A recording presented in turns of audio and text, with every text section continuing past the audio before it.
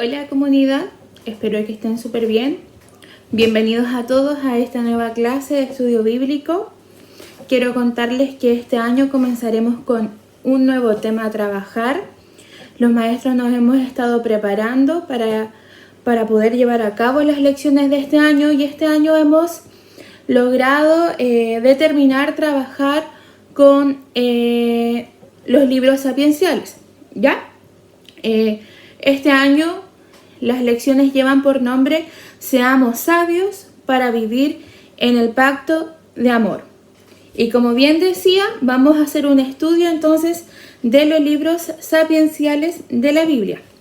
Conocemos como libros sapienciales, ¿verdad? Como libros de sabiduría, el libro de Job, el libro de Eclesiastés y Proverbio. Cantar de los Cantares y Salmos, aunque tienen un grado un poco más poético, también están siendo considerados dentro de los escritos de sabiduría. Porque hay muchos salmos, aunque usted no lo crea, que están distribuidos dentro del ítem de libros sapienciales. ¿Ya? Tenemos que recordar que Salmos es un libro gigante que está compuesto por 5 tomos y uno de esos tomos están destinados a la sabiduría. Lo mismo con el libro de Cantar de los Cantares. Pero este año nos vamos a trabajar con todos y queremos contarles que el objetivo de este año es que nosotros como maestros Apolo podamos propiciar herramientas no solo para ustedes como hermanos de nuestra comunidad, sino que para todos, también para nosotros, herramientas de conocimiento bíblico y espiritual que nos ayuden a fortalecer o a modelar nuestro carácter como creyentes, nuestro carácter como hijos de Dios, ¿verdad? En base a los principios de sabiduría que encontramos en los libros que vamos a estar estudiando durante este año para lograr vivir, ¿verdad? Y entender lo que significa vivir en el pacto de amor, que es el lema que lleva este año nuestra comunidad. Entonces, ¿qué libros estudiaremos este año? Porque si quisiéramos abarcar todos los libros sapienciales, no lo haríamos durante un año, tendríamos que estar quizás mucho más tiempo estudiándolos.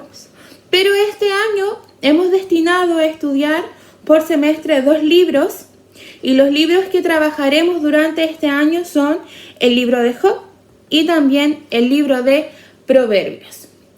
Y antes de poder un poco hacer esta clase introductoria respecto de lo que vamos a estar estudiando este año, tenemos que tener claro algunas cositas, algunos temas bien particulares que nos ayuden a abrir nuestra mente, y así poder entender lo que vamos a estar estudiando con el libro de Job y con el libro de Proverbios, ¿ok? Entonces, una de las cosas que nos parecen bastante principales mencionar es que por años se han caído en errores de interpretación respecto del estudio del libro de Job. Errores de interpretación como por ejemplo de que Job se trata de un libro de prosperidad, siendo que no es un libro de prosperidad. Un libro que habla acerca de la retribución después de la prueba, siendo que el énfasis principal no es ese. Nosotros tenemos que entender, ¿verdad?, que el libro de Job quizás es un poco una historia teatralizada, yo me la imagino en una obra de teatro, yéndola a ver, espectacular ahí. Una historia entonces que está llena de dolor, llena de sufrimiento, y en donde nos encontramos a lo largo de estos 42 capítulos del libro de Job, un discurso en donde se dan las razones de por qué el hombre sufre, de por qué nosotros sufrimos. De hecho, cuando vayamos estudiando durante estas semanas las respuestas que le dan los amigos de Job, vamos a encontrar que sus respuestas no tienen consistencia, que muchas de ellas carecen de fundamento teológico, porque hablan acerca de Dios, pero luego nos vamos a dar cuenta que no lo ponen en su lugar. Donde también los juzgan y les dicen, oye, tal vez tu pecado te tiene así, ¿verdad? Y nos vamos a ir dando cuenta que no es la situación, ¿verdad?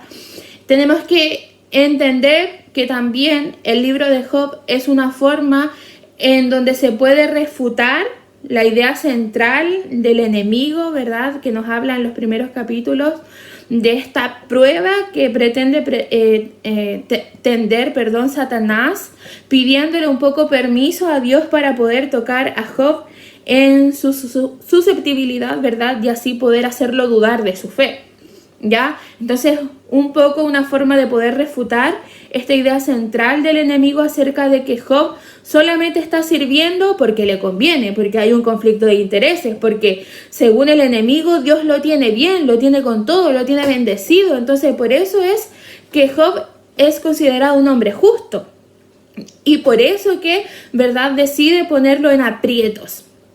Pero vemos y vamos a estudiar que la cosa no es así como lo pensaba, ¿verdad?, el enemigo. Y otra de las ideas que nosotros también tenemos que tener súper claras es que Dios siempre tiene el control, ¿verdad?, de toda su creación en cualquier circunstancia o situación. Dios es soberano y siempre va a tener el control sobre su creación, sobre nosotros. Y lo que vamos a aprender nosotros y vamos un poco a reflexionar en el libro de Job es saber qué realmente aprende Job acerca de el sufrimiento, acerca del dolor. Por otra parte, nos vamos a encontrar con el libro de Proverbios, así como lo dice Alex San Pedro, un libro lleno de tweets, un libro lleno de consejos, llenos de dichos de nuestro Señor que nos ayudan a dirigirnos, ¿verdad?, por el camino que nos conduce a la santificación, ¿verdad? Proverbios no reflejan el carácter humano propiamente tal desde la perspectiva de ser humano, sino que son dichos, son consejos que vienen de parte de Dios en la vida práctica. Cómo nosotros debemos reaccionar, cómo nosotros debemos actuar, cómo nosotros debemos saber decidir, ¿verdad? Y aquí nos encontramos entonces con un contraste entre lo que vamos a estudiar del libro de Job, en donde se muestra el hacer, cómo reacciona el ser humano frente al dolor, frente a la prueba, frente a su círculo social, frente a sus amigos, su familia, frente a la dificultad económica de tenerlo todo, a tener nada, creyéndose un poco justo, ¿verdad? Creyéndose un poco fiel, cómo nosotros sufrimos ante eso, cómo hacemos, cómo reaccionamos ante eso. Y por otra parte tenemos el contraste del libro de Proverbios, que nos habla acerca de este saber, de este conocimiento, de poder entender cuáles son los consejos y los dichos de Dios. En simples palabras, en estos dos libros de Job y de Proverbios nos vamos a encontrar entonces un contraste entre el saber y el hacer. Y es lo que nosotros vamos a estar aprendiendo durante este año. El saber hacer para vivir bajo un pacto de amor. Y hay algunos conceptos, más bien un concepto, una definición que tenemos que tener sumamente clara y es la sabiduría. ¿Qué significa realmente la sabiduría en estos libros sapienciales? ¿A qué se refiere cuando está hablando de sabiduría? Y la sabiduría en estos escritos o en estos textos no es solamente saber lo que es verdad. La sabiduría aquí, en estos libros, no tiene que ver solamente con el conocimiento, sino que tiene que ver con la aplicación de estas verdades a tu vida. O sea, saber sin hacer no es una sabiduría bíblica. No es una sabiduría que Dios nos esté demandando. Entonces, la literatura sapiencial o estos libros que vamos a estar estudiando son textos que nos van a ayudar a nosotros como pueblo de Dios a aplicar la verdad de Dios a nuestras vidas, a hacerlo de manera práctica, ¿ya? Nos vamos a encontrar con cosas sabias durante todas las escrituras. A pesar de que tenemos estos libros destinados como literatura de sabiduría, en los dichos de Jesús, en las parábolas de Jesús, también nos vamos a encontrar con sabiduría. En otros libros también nos vamos a encontrar con sabiduría, ¿ya?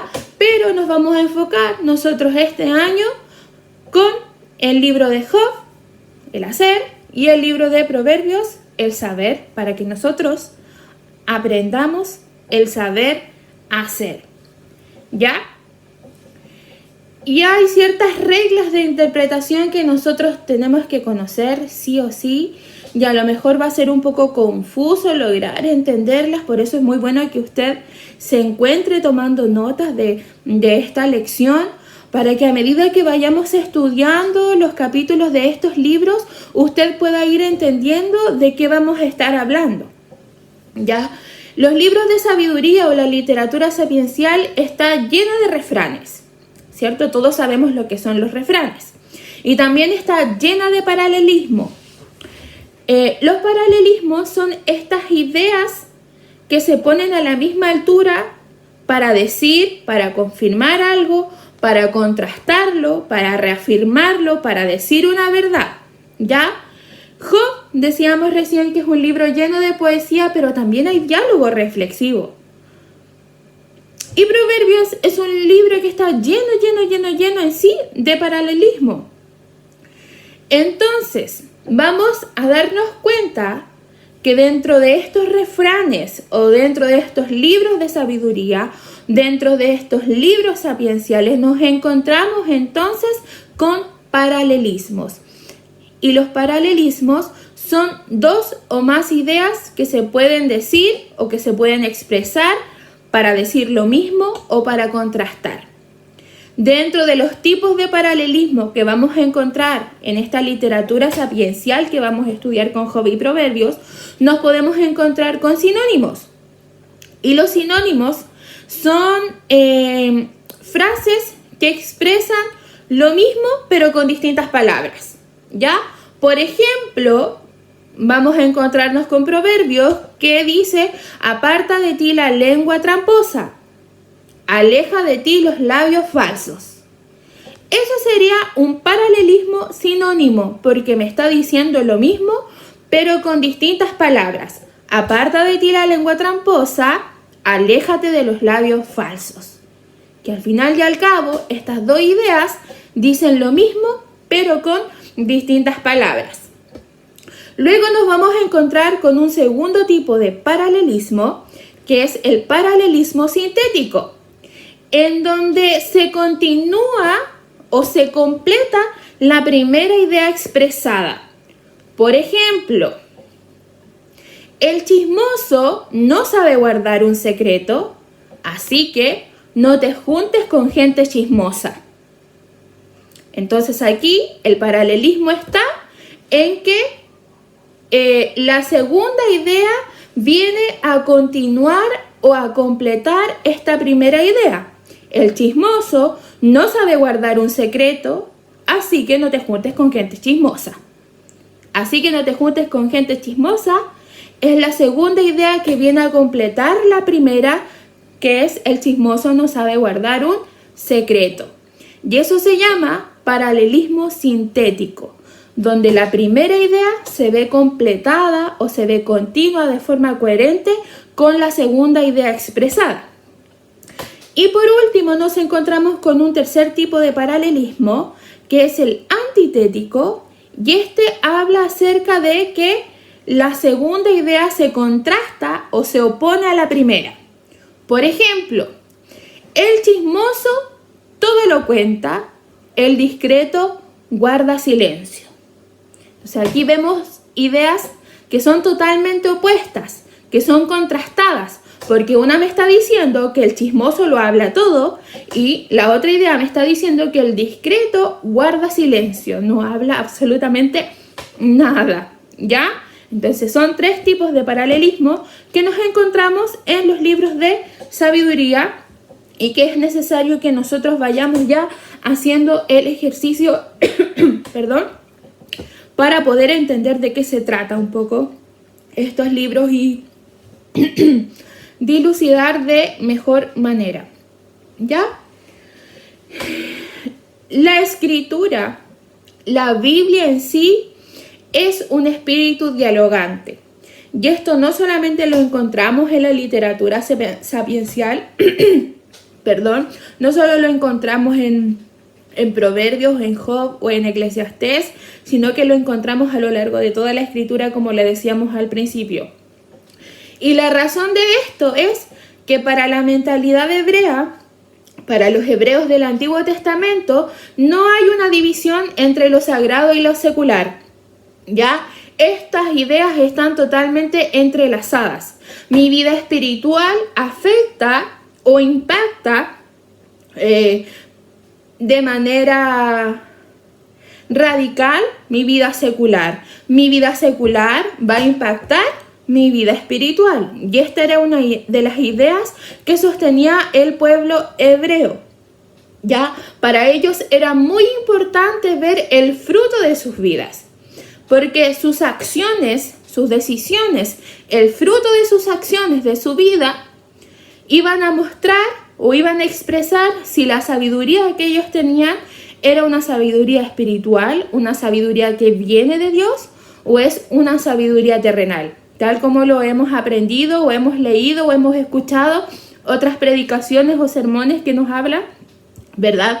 El libro de Santiago respecto a la sabiduría terrenal y la sabiduría celestial. Esta es una idea principal para los hebreos del Antiguo Testamento. Ellos tenían claro que lo espiritual impactaba a lo secular. Entonces, la sabiduría desde la óptica, desde la mirada de los escritos sapienciales, para ellos es el arte de vivir en este mundo y tiene su base en el temor al Señor. De hecho, muchos eruditos comparan la sabiduría como la práctica del artesano, como el saber hacer. No solamente hay que tener un conocimiento de las cosas, sino que también hay que saber hacer esas cosas, ¿ya? Y esta sabiduría abarca todas las esferas de la vida. Abarca, no sé, desde lo social, desde lo familiar, temas como el dinero, como el trabajo, como el amor, lo sexual. Todo esto abarca la sabiduría y que tiene que ver con todo aquello que nos ayude a poner en práctica cada uno de estos principios de sabiduría. Entonces, a eso nos referimos con que no es solamente el conocimiento, no basta solamente con que nosotros leamos proverbios en nuestros devocionales, sino que debemos saber hacer proverbios en nuestra vida, ¿ya? Saber ponerlos en práctica. Entonces, estos libros, tanto el de Job como el de Proverbios que vamos a estar estudiando durante este año, nos van a ofrecer consejos, nos van a ofrecer reflexiones, nos van a ofrecer advertencias, ¿verdad? Y nos van a invitar a nosotros como lectores, como estudiosos de la Biblia, a que podamos realizar comparaciones, a que podamos decidir cómo actuar, porque obviamente mis experiencias de vida no son la misma experiencia de vida que tiene usted. Yo no reacciono de la misma manera ante el dolor, de la manera que usted puede reaccionar ante el dolor. Todos los seres humanos somos distintos. Y es por eso que tenemos esta guía práctica de poder compararlas con nuestras vidas, poder hacer un contraste entre lo que Dios nos está enseñando en las Escrituras y nuestra forma de vivir, para poder ordenarnos y sistematizarnos respecto a estos principios de sabiduría. Entonces, la sabiduría para el Antiguo Testamento lo comparan entonces como el artesano, como estas habilidades y destrezas que debemos tener para poder llevar a cabo estos principios de sabiduría. No solamente parte del conocimiento, de lo que yo pueda almacenar acá en mi cabeza, ¿ya? Como conocimiento bíblico, teológico, sino que también el saber hacer, como lo hemos dicho. Tener la sensatez de saber lo que está bien y lo que está mal. Es prestar oídos a quien tiene experiencia, es atender lo que se está diciendo en cada uno de estos escritos. Y es por eso que una de las cualidades de la literatura sapiencial es que es una literatura didáctica, es una literatura pedagógica, con un lenguaje que lo vamos a poder entender, porque hacen siempre estos paralelismos, estas comparaciones, ¿verdad? Que nos ayudan un poco a aterrizarnos y a poder entender cuál es la forma correcta de actuar. ¿Cómo podemos comparar todo esto? ¿Ya? Y estas ideas o esta literatura pedagógica o didáctica puede ser en modo de aseveración, en modo de ordenanza, en modo de declaración, pero también a modo de contraste, ¿verdad? Para que nos haga un poco nosotros reflexionar y tomar la decisión. Uno de los errores más grandes que nosotros quizás hemos cometido dentro del estudio de estos libros, si es que lo hemos estudiado o cada vez que lo leemos, es que pensamos que tanto Proverbios como Job o como Salmos son como la toma de vitaminas, ¿ya? Así como la vitamina diaria que necesito para poder estar bien, para que mi cuerpo esté bien. Es como una seguidilla de pasos a las cuales debo prestar atención para poder alcanzar bendición. Y esa no es la forma correcta de poder presentarnos a estudiar la literatura sapiencial. No es la forma correcta de ver estos libros de sabiduría. Los libros de sabiduría, Job y Proverbios que vamos a estar estudiando este año, no son una vitamina de vida para nuestro cuerpo. No son una vitamina para alcanzar la bendición. Yo no sé si usted me entiende a lo que me refiero. No es una lista de pasos, sino que más bien es una actitud reflexiva y decisiva que me lleva a sistematizar, que me lleva a ordenar mi vida, a decir, abrir mi corazón y decir, Señor, por favor, quiero aprender, quiero abrir mi corazón para que éste pueda estar presto para aprender, para ordenar en mi vida aquello que no está resultando. Muchas veces nosotros le hemos echado la culpa al tiempo. No, es que no tengo tiempo para hacer este otro. No, es que no tengo tiempo para hacer esto otro. Pero hemos estado, la mayoría de nosotros, en casa, cuando estuvimos en cuarentena obligatoria, tuvimos tiempo de sobra para poder ordenar nuestra vida y poder cumplir aquellas metas que teníamos, pero sin embargo no lo hicimos. Entonces aquí el tiempo no es el culpable, sino que no hemos puesto nuestra vida en orden. Y eso es la práctica de estos libros de sabiduría. Es que nosotros podamos entender de que somos parte del pueblo de Dios. Entonces, si somos parte, si entiendo que soy parte del pueblo de Dios, muestro una actitud de decir, déjame aprender para poder ordenar mi vida. Déjame aprender para poder vivir mi vida de acuerdo a la manera que tú, Señor, quieres que yo la ordene. En cierta manera es que podamos ser buenos administradores. Y este año que vamos a estudiar estos libros, yo creo que quizás es la primera vez que nos sentamos como de lleno a estudiar estos libros, que no sea un curso de superación personal, sino que sea el momento para tomar la decisión de ver cómo estoy administrando mi vida, qué estoy haciendo mal y el momento en que yo pueda ordenarla. Puedo ordenar mis decisiones, no solamente acumulando conocimiento, no solamente acumulando proverbios en mi cabeza, o dichos de sabiduría, o refranes de sabiduría bíblica. No estamos solamente para eso, sino que es la hora de abrir nuestro corazón y decirle, Señor, por favor, ayúdame a aprender y a ordenar y a administrar mi vida de acuerdo de la manera que pueda agradarte aún más. Cuando nos dicen que el principio de la sabiduría es el temor del Señor, esto está revelando una total relación entre yo como hombre, como persona, como humano y Dios. Hemos escuchado muchas veces que cuando Proverbios dice que el principio de la sabiduría es el temor del Señor, no es un temor de asombro, de reverencia, ¿verdad? Sino que tiene que ver con esta especie de relación entrelazada entre yo como ser humano y Dios, de dejar que mi vida sea administrada por la sabiduría de Dios, sin dejar de olvidar que la sabiduría es un atributo de nuestro Señor que nosotros debiésemos imitar. La Biblia entonces es un espíritu dialogante. En la literatura sapiencial, el escritor asume este rol como de sabio, como de viejito, ¿verdad? En donde comparte todas sus experiencias de vida a aquellos que somos inexpertos, a aquellos que todavía no hemos alcanzado la madurez, pero que estamos dispuestos al aprendizaje. Y nosotros, como comunidad Tiempo Oportuno, como creyentes, como servidores, debemos tener clarísimo que nuestra fe no es una fe impositiva. Nosotros debemos promover una fe dialogante, una fe reflexiva.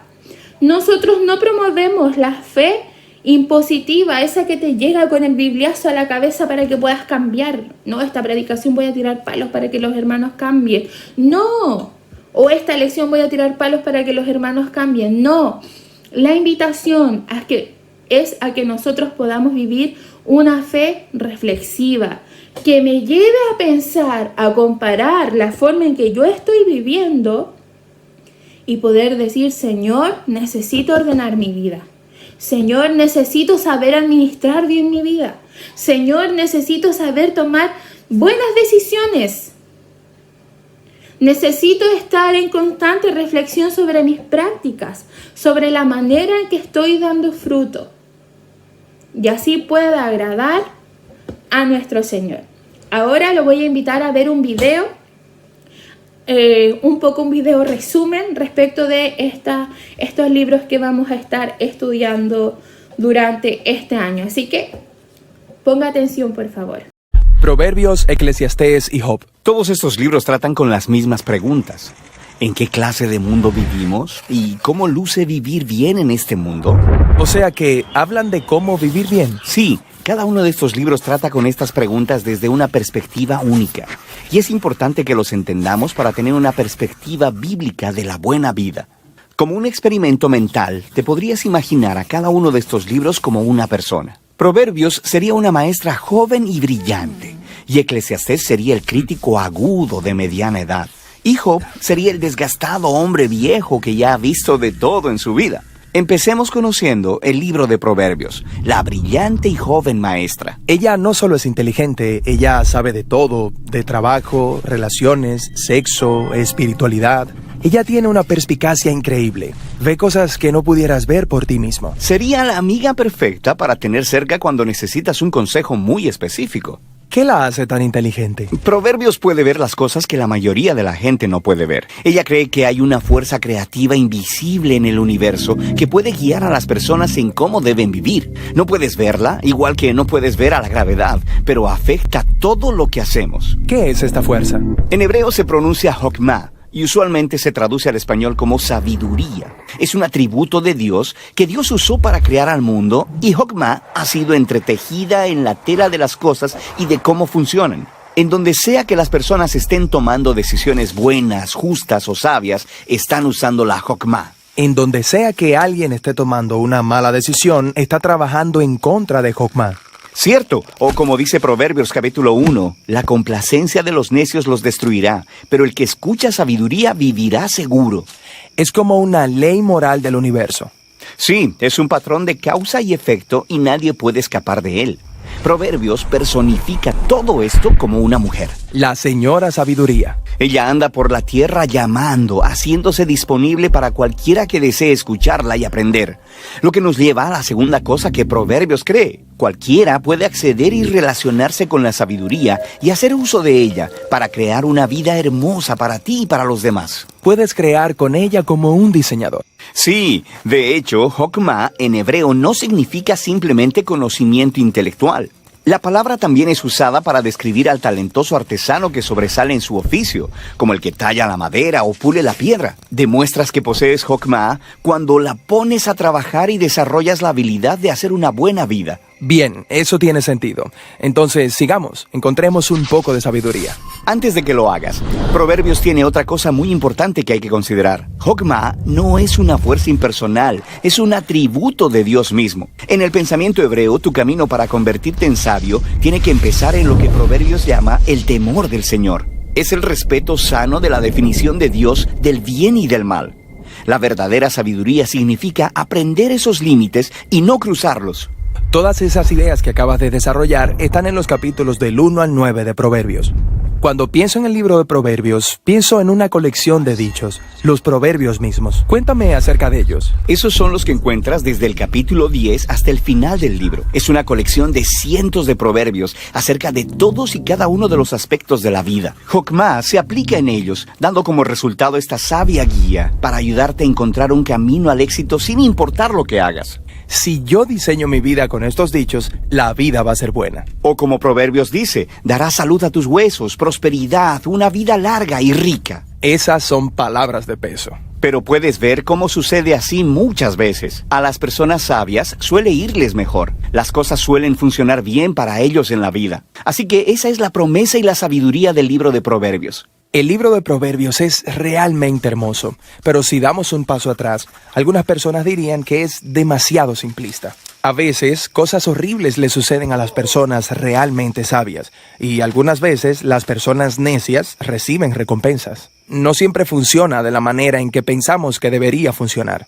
Eso es cierto, y por eso necesitamos ir y escuchar a nuestro siguiente amigo sabio, Eclesiastés el Crítico, porque él ha luchado justo con ese problema. Él nos llevará más lejos en nuestro camino. Ya hemos visto a Proverbios, a quien puedes imaginar como una brillante y joven maestra. Ella se dedica a perseguir la sabiduría, un atributo de Dios que está tejido en la realidad. Ella es optimista al creer que si utilizas la sabiduría, construirás una vida exitosa. Entonces llegamos con Eclesiastés, que es más bien como un crítico de mediana edad, y él dice: ¿Tú piensas que usar la sabiduría te traerá éxito?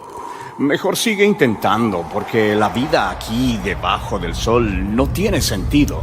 Esa es una frase que él usa mucho en este libro. Para entender este libro, primero tenemos que darnos cuenta de que estamos escuchando dos voces. Primero está el maestro, a quien estamos llamando el crítico. Él es la voz principal en el libro. A él lo presenta otra figura, el autor. Él es quien reúne las palabras del crítico y luego, al final del libro, resume todo y tiene la última palabra. Porque el autor quiere que escuchemos al crítico. Quiere poner de cabeza tu perspectiva del mundo. Él dejará que el crítico explore 3 cosas acerca del mundo que son realmente perturbadoras. Debemos advertirte que son bastante intensas. La primera es el paso del tiempo. O como dice el crítico: generaciones van y generaciones vienen, pero la Tierra ha estado aquí mucho antes que nosotros y lo estará mucho después.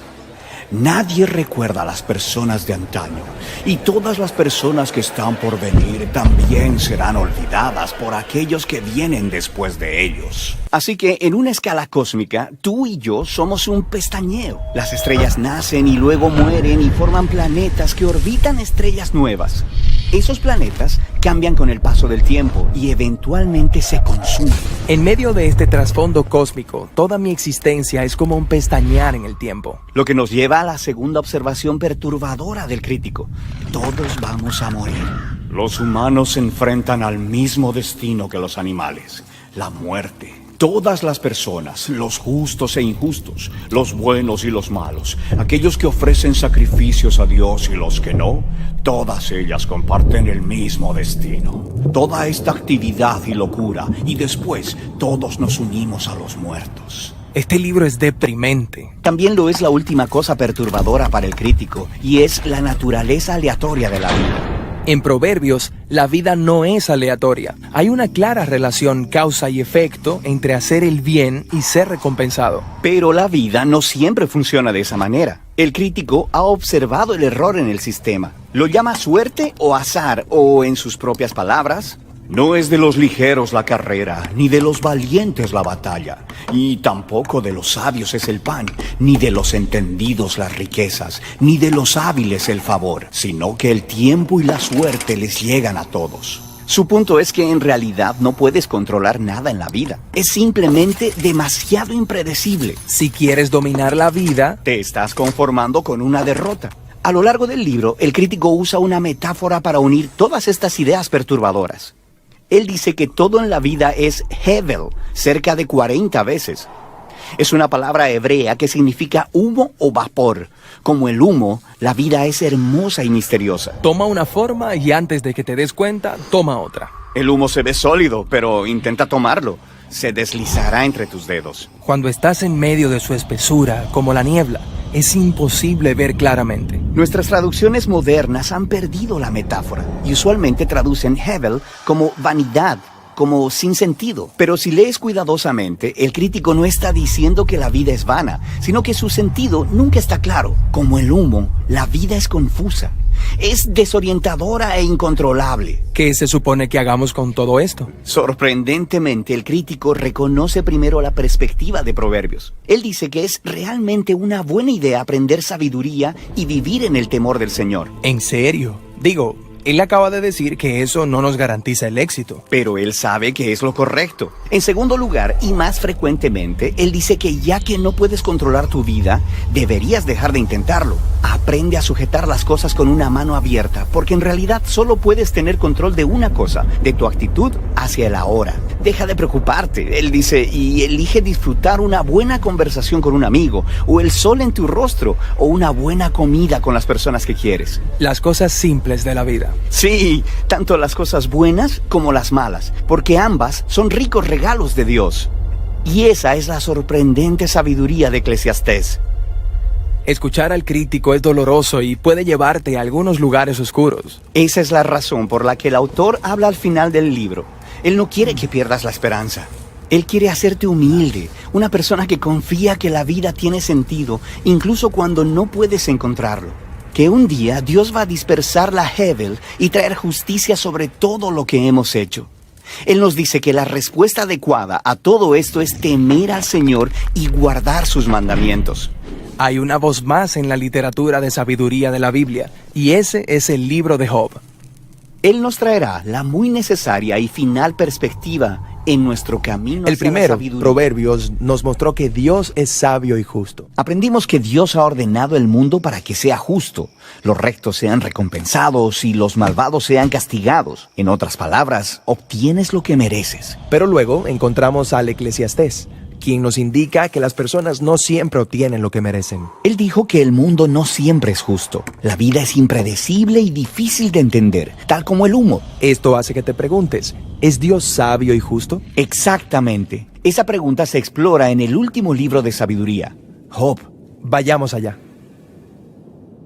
Job comienza con una extraña historia que tiene lugar en los cielos, los cuales son descritos como algo parecido a un centro de comando celestial. Dios está allá con unas criaturas angelicales llamadas los hijos de Dios. Todos se están reportando ante él. Dios señala a un hombre llamado Job, su siervo, mostrando cuán justo y bueno es. Luego, una de esas criaturas angelicales se acerca. En el hebreo se le conoce como Satanás. Satanás, ¿quién es él? Esta palabra es en realidad un título que literalmente significa el adversario. De todo este grupo, él es el que está cuestionando la manera en que Dios está gobernando el mundo. Él propone que Job podría en realidad no amar a Dios y que solamente es una buena persona porque Dios lo recompensa. Si Dios le quitara a Job todas las cosas buenas que le ha dado, entonces vería cómo es su verdadero ser. Así que piensa que Job solo está siguiéndole la corriente al sistema. Exactamente. Tal vez solo está obedeciendo para conseguir lo que quiere. Dios accede a este experimento y le permite a Satanás que haga sufrir a Job. Job pierde todo y a todos los que ama. Es devastador. Recuerda, él no merece nada de esto. Dios mismo lo dijo. Lo asombroso es que en medio de todo este sufrimiento, Job aún alaba a Dios. Por lo menos en los capítulos 1 y 2. Pero luego en el capítulo 3 descubrimos cómo en realidad se está sintiendo en su interior. Él expresa este poema que revela su devastación. Es una larga y elaborada maldición al día que nació. Después de esto, algunos de los amigos de Job vienen a visitarlo y a ofrecerle su ayuda. Todos ellos dicen cosas como, Job, tú debiste haber hecho algo muy malo para merecerte esto. Después de todo, sabemos que Dios es justo y sabemos que este mundo está ordenado según la justicia y rectitud de Dios, así que debes estar recibiendo lo que mereces. En los siguientes 34 capítulos, los amigos y Job vienen y van, utilizando una poesía hebrea hebrea bastante densa. Sus amigos siguen especulando sobre el por qué Dios le habría mandado tal sufrimiento. Incluso comienzan a inventar listas de pecados hipotéticos que Job debió haber cometido. Pero después de cada acusación, Job defiende su inocencia. Y Job es inocente. Sí, lo es. Él también está en una montaña rusa de emociones. En algunos momentos él está muy seguro de que Dios sigue siendo sabio y justo. Pero en otros momentos, él pone en duda la bondad de Dios. Incluso llega a acusar a Dios de ser descuidado, injusto y corrupto. Para el final del diálogo, Job demanda que Dios venga en persona y se explique a sí mismo, y Dios lo hace. Él viene en forma de una gran nube de tormenta. Dios no le da a Job una respuesta directa. Él no le cuenta a Job sobre la conversación con Satanás. Él hace algo muy diferente. Él lleva a Job en un recorrido virtual por el universo. Le muestra a Job cuán grandioso es el mundo. Le pregunta a Job si es capaz de gobernarlo o de entender tan solo por un día. Le muestra a Job cuánto detalle tiene el mundo, cosas que podemos ver todos los días, que no entendemos, pero Dios sí. Él los conoce íntimamente. Él le pone atención a la belleza y al funcionamiento del universo en maneras que nunca hemos imaginado y en lugares que jamás veremos.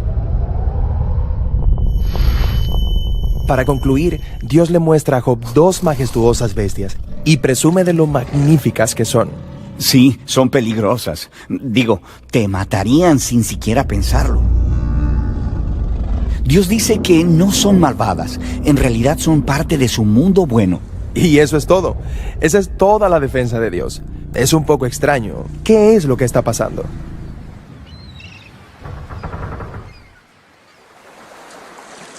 Desde el punto de vista de Job, parece que Dios no es justo, pero la perspectiva de Dios es infinitamente mayor.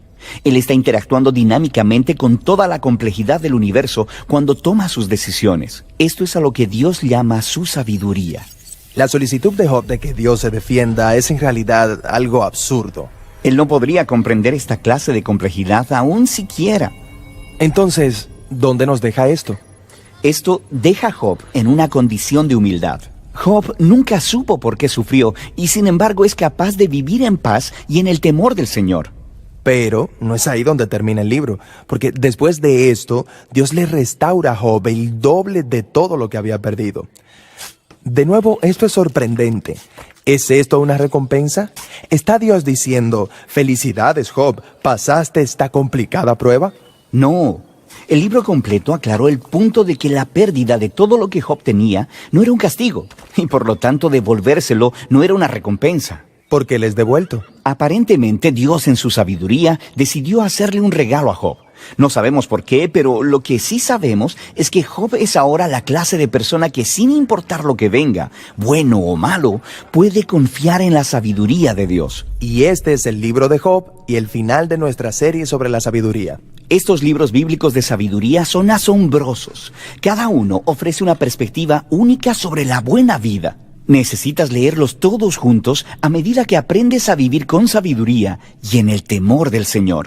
Bien, ya recapitulando, ¿verdad? Haciendo una síntesis de esta introducción a este tema, no tenemos que dejar al olvido que estamos estudiando Job y Proverbios con el fin de que nosotros aprendamos a saber hacer y así poder instruirnos a cómo ser sabios para vivir en este pacto de amor, para servir en amor a otros, para que nuestra vida pueda ser bien organizada, pueda ser sistematizada, pueda ser ordenada, ¿verdad? Con el fin de dar un buen fruto y que los demás puedan ver ese reflejo del carácter, del atributo de Dios en nuestras vidas, ¿ya? De esta sabiduría que viene del cielo, de las decisiones que estoy tomando hoy. ¿Están reflejando realmente la sabiduría espiritual que viene de Dios como atributo de Dios sabio? ¿O está reflejando más bien una sabiduría terrenal? Entonces, esa es un poco la invitación a que podamos ir reflexionando con el pasar del tiempo a medida que vamos estudiando Job y Proverbios y podamos ir analizando y reflexionando sobre nuestras vidas. Dejo ahora entonces estas 3 preguntas para que ustedes puedan reflexionar, puedan comentar ahí con su núcleo familiar, con quien esté, Si está solito, usted pueda anotarlas y pueda de verdad reflexionar en lo que hoy hemos visto en esta lección.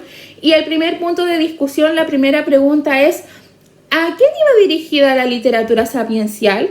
¿Estaba solamente destinada para un sector o más bien era algo práctico que alcanzaba para todos? Entonces vamos a reflexionar, ¿sí será realmente que era solamente para los inteligentes? ¿Para los que sabían filosofar? ¿Para los que sabían cuestionar todo? ¿Sí? ¿Será realmente así? La segunda pregunta como punto de discusión es: ¿cuál es el propósito de la literatura sapiencial? ¿Cuál es el propósito de poder vislumbrar un poco Job, en este caso, y Proverbios, que son los libros que vamos a estudiar? Y el tercer punto de discusión dice: ¿qué nos revela el carácter individual de estos libros a estudiar? ¿Qué nos revela el carácter del libro de Job? ¿Qué nos revela el carácter del libro de Proverbios? Así que la invitación está hecha a que ustedes puedan meditar y reflexionar. Un abrazo, que estén muy bien y que el Señor les bendiga. Chao, chao.